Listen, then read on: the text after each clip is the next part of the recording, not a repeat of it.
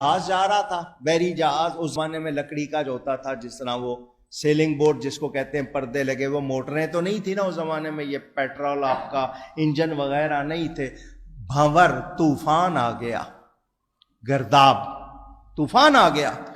جہاز میں جو لوگ بیٹھے تھے غوث پاک کے مرید تھے، غوث پاک کے، انہوں نے یا غوث اعظم المدد پکارا۔ کیا پکارا؟ غوث اعظم خطبہ دے رہے تھے، تقریر کر رہے تھے، اچانک ہاتھ آگے بڑھایا تو یہاں تک ہاتھ بھیگ گیا غوث اعظم کا۔ ہاں کھول کے دیکھے، کھول کے بات کر رہا ہوں، ہاتھ یہاں تک بھیگ گیا۔ مرید کہتے ہم نے پوچھا حضور پانی بھی کوئی نہیں، ہاتھ بھیگ گیا۔ میں چپ کر کے سبق پڑھو۔ کہتے 2 مہینے کے بعد کچھ سوداگر کاروباری لوگ خدمت میں حاضر ہوئے اور نظر و تحائف پیش کیے۔ حضور نے ہمارے آگاہ ہونے کے لیے ان تاجروں سے کیفیت پوچھی۔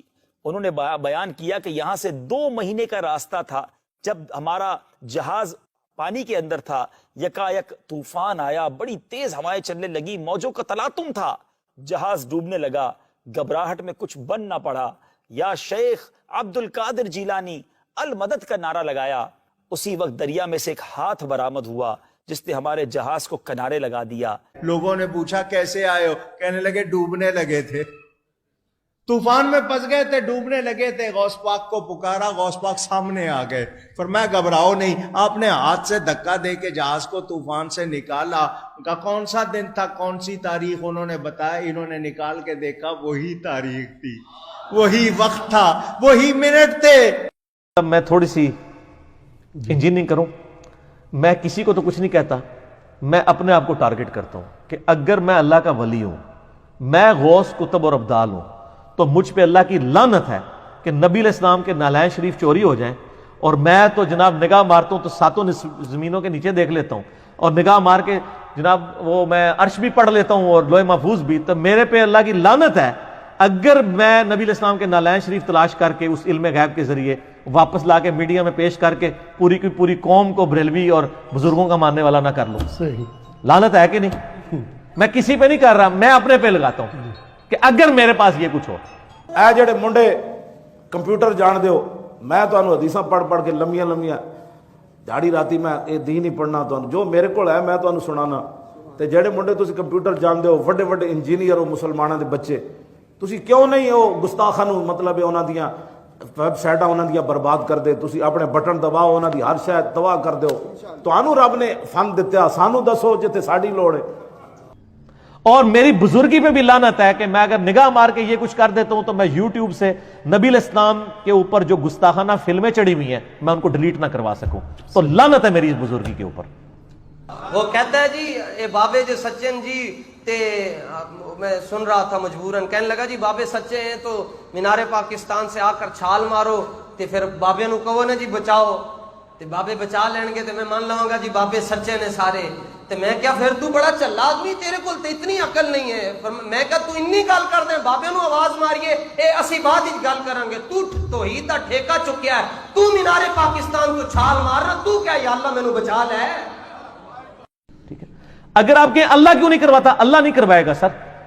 اللہ نے تو حسین کا سر کٹتے ہوئے بھی دیکھا ہے، اللہ نے تو کعبے کے اوپر چڑھائی ہوتے بھی دیکھی ہے، دنیا اللہ نے رکھی ہے بقدر ایفرٹ۔ لیکن آپ کا دعویٰ ہے کہ آپ کے بابے یہ سب کچھ کرتے ہیں، اوکھے ویلے بزرگ کام آتے ہیں، تو دعویٰ چونکہ آپ کا ہے، اللہ کا تو دعویٰ ہی نہیں ہے۔ کس آیت میں لکھا ہے کہ بسم اللہ پڑھ کے ساکٹ میں 2 انگلیاں دو تو کرنٹ نہیں لگے گی؟ کوئی نہیں۔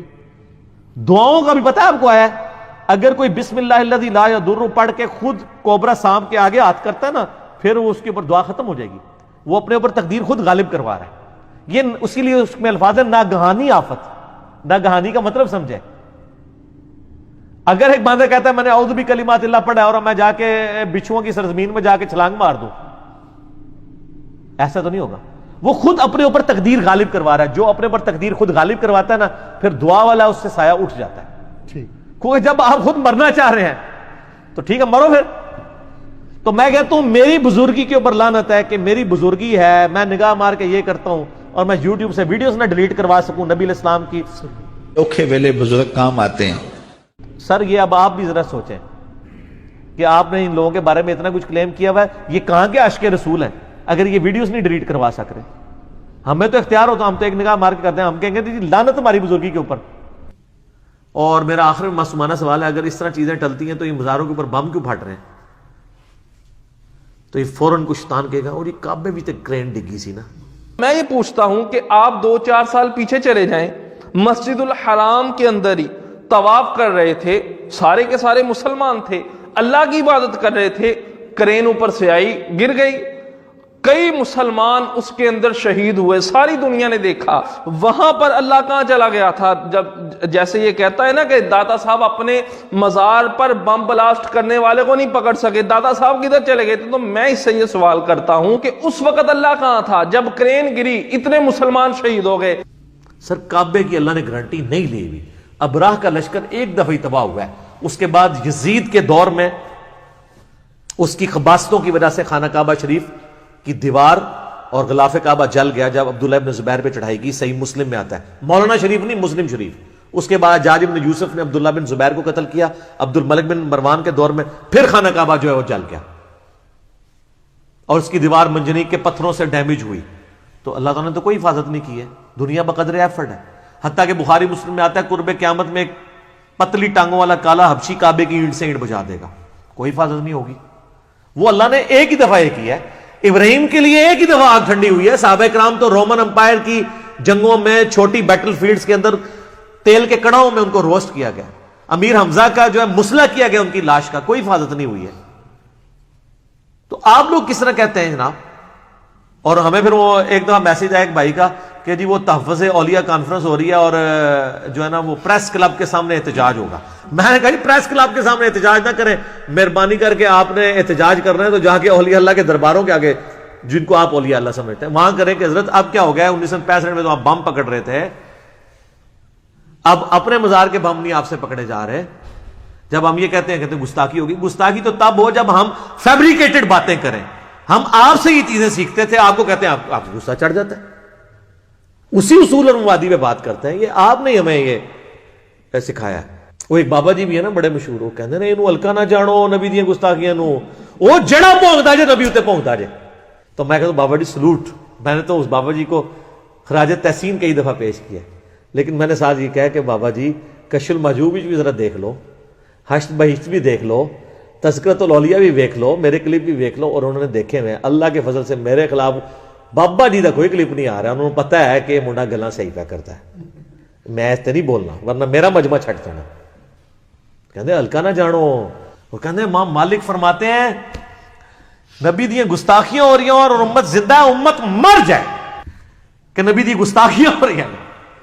اساں اس زندگی نو پھر کی کرنا ہے؟ جی حضور دے بارے گل ہو جائے تو ما بقا الامت بعد شتم نبی. ہاں امام مالک فرمانے سن پھر امت زندہ کیوں ہے؟ پھر مر جائے ساری، پھر مر جائے ساری. پوری عالم اسلام اس وقت یا تو مر جائے، یا تو مر جائے سارا عالم اسلام، یا پھر حضور کی عزت پر پیر آ جائے. بس دو باتوں میں سے ایک بات ہے. بس یہ میرا آخری میری بات ہے. اس کے علاوہ کوئی بات نہیں عالم اسلام کے لیے. یا سارا اکٹھا ہو کے مر جائے تو یا پھر فرانس کو جواب دے. تو میں نے کہا بابا جی امت بعد مرے، پہلے وہ بابے مرن جنہوں نے ڈیوٹیاں سنبھالیاں نے. کہتے نا ہر علاقے میں ایک بزرگ کی ڈیوٹی ہے. اوکھے ویلے بزرگ کام آتے ہیں. تو جناب وہ سلیکون ویلی جہاں پہ چپس بن رہی ہیں یوٹیوب کی ہارڈ ڈسک، اور جہاں پہ یوٹیوب والوں نے گوگل نے وہ سینکڑوں ایکڑ جگہ ایکوائر کر کے ہارڈ ڈسک لگائی ہوئی ہیں جہاں پہ وہ یہ ساری ویڈیو سٹور ہوتی ہیں، جہاں پہ گستاخانہ فلمیں بھی سٹور ہیں. وہاں جس بابا جی کی ڈیوٹی ہے پہلے انہوں سے بدعا کرو نا اجتماعی کہ وہ پہلے بابا مرے، کیونکہ وہ بھی امتی ہے نا، اور اس کا تو زیادہ حق ہے کیونکہ وہ نگاہ مار کے ساڑ بھی سکتا ہے، میں تو کچھ کر بھی نہیں سکتا. تو یہ کہنا چاہیے کہ امت دے سارے غوث کتب ابدال مر جان کہ نبی دی گستاخیاں ہو رہی ہیں اور نگاہ مار کے ڈیلیٹ نہیں کراندے ویڈیو جڑی نبی الاسلام کے خلاف یوٹیوب کے اوپر سوشل میڈیا پہ چل رہی ہیں. پوری امت جو مار رہے ہو پہلے وہ مارو نا جنہیں کو اختیار ہے اور جن کی ڈیوٹیاں بھی ہیں. یہ کہتے ہیں غوث کتب ابدال ہے نا، وہ کیوں نہیں مردے؟ اور ویسے جب سے میں نے عام کیا اب وہ کہنا بھی چھوڑ گئے یہ بات، امت مر جائے امت مر جائے. انہوں نے کہا پہلے بابے مارنے پڑے نے. ٹھیک ہے نا جی، وہ ان کو بات سمجھ آ گئی ہے کہ یار یہ اس طرح نہیں ہوتا، دنیا بقدر ایفرٹ ہے. دنیا میں اللہ تعالیٰ نے مسلمانوں پہ بات چھوڑی ہے کہ وہ ایفرٹ کریں گے. دیکھیں اللہ نے تو سیدنا حسین ابن علی علیہ السلام کو مظلومانہ شہید ہوتے بھی دیکھا ہے. بقدر ایفرٹ ہے دنیا. یہ مسلمانوں کی ڈیوٹی ہے کہ انہوں نے کرنا ہے. باقی اللہ تعالیٰ نے تو ہمارے نبی کا ذکر بلند سے بلند تر کیا ہے, ہر شر میں سے خیر نکل رہا ہے. لیکن میں اپنے لیے کہتا ہوں, میں بزرگوں کی بات نہیں کرتا. اگر میں غوث وقت ہوں تو مجھ پہ اللہ کی لعنت ہو کہ مجھے اللہ نے اختیار دیا اور میں یوٹیوب پہ نگاہ مار کے رسول اللہ کی گستاخانہ ویڈیوز میں ڈیلیٹ کرا سکوں. میری بزرگی پہ لعنت ہو. میں کسی پہ نہیں بات کرتا, اپنے اوپر تو کر سکتا ہوں نا, بات سمجھانے کے لیے. کہتے ہیں نا طریقے سے ذرا بات ہونی چاہیے, لہجہ تلخ نہیں ہونا چاہیے.